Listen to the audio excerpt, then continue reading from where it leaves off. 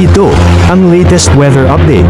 Alamin ang pinakasariwang ulat panahon ngayon dito sa Information TV Educational Channel. Yung araw wala naman po tayong minomonitor na low pressure area o bagyo sa loob at malapit sa ating Philippine Area of Responsibility.